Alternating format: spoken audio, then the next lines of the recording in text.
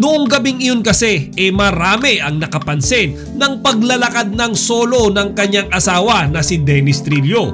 Kaya naman, ang tanong ng kanyang mga fans, nasaan nga ba si Miss Jen? Ang pangunahing rason pala kaya hindi naka-attend si Jenilyn Mercado sa GMA Ball 2024 dahil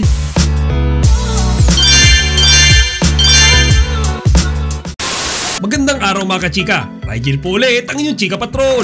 Bago tayo magsimula mga kachika, inaanyahan ko muna kayong mag-subscribe dito sa ating munting channel para palagi kayong updated sa mga latest at nagtitrending na mga showbiz balita. Sa wakas ay nagbigay na ng official statement ang kampo ni Jenilyn Mercado dahil sa hindi pagsipot o pagno-no show nito sa nakaraang GMA Gala 2024. Noong gabing iyon kasi marami ang nakapansin ng paglalakad ng solo ng kanyang asawa na si Dennis Trillo.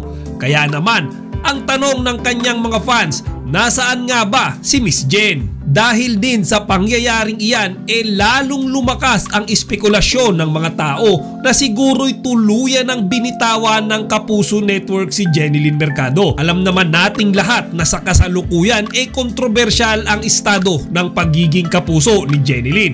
Di ba nga mga kachika, nagsimula yan nung hindi siya nakasama sa GMA Station ID nitong taon.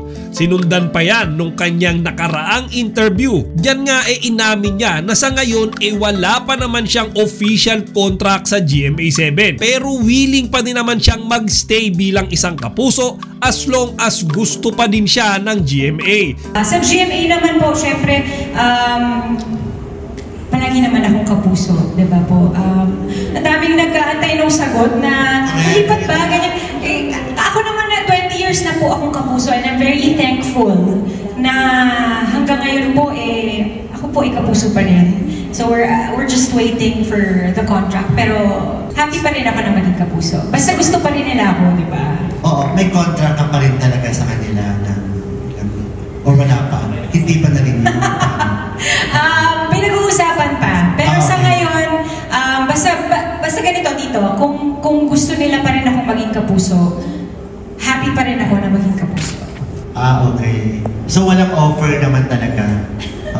Sa ibang network po? Oo, wala. Wala pong offer ng ibang network. So mga chika, dyan sa statement niya na yan, mapapansin mo na parang merong pag-aagam-agam o konting pag-aalala nung sinabi niya yan. Kasi hindi siya sigurado mga kachika kung bibigyan pa ba siya ng kontrata. Diyan sa interview na yan, inamin niya din mga kachika na walang offer na dumarating sa kanya mula sa ibang networks. Taliwas yan sa kumakalat na chismis ngayon na hinihiritan daw siya mga kachika ng ABS-CBN upang siya ay maging parte ng Kapamilya Network. At eto na nga mga kachika, ang pangunahing rason pala kaya hindi naka-attend si Jenilyn Mercado sa GMA Ball 2024 dahil nagkaroon ng sakit ang kanyang panganay na anak na si Jazz. Ayon nga sa Facebook post ng stylist ni Jen na si Bianca Vergara, nagkaroon daw kasi ng trangkaso yung anak ni Jen. Kaya naman mas pinili niya na i-priority ito. At kasama din ng post na iyan ang ilang mga larawan kung saan makikita natin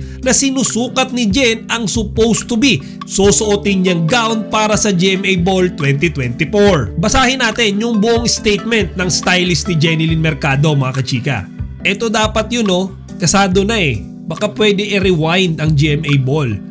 She was supposed to attend GMA Ball. In fact, ready na kaming lahat. But sadly, nagka-emergency si Jazz. Anak na panganay, nagkatrangkaso.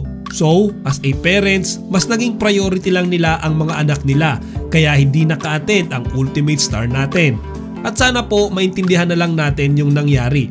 Bawi na lang kami next year.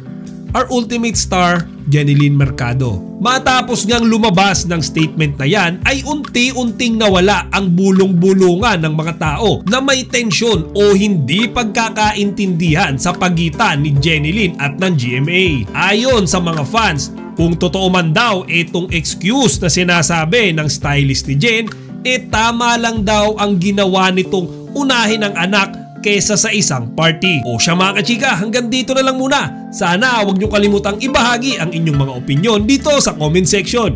Chika Patrol, signing out! Yung kalimutan mag-like, comment, and subscribe. Para sa iba pang mga celebrity news, i-click lamang ang mga videos na ito.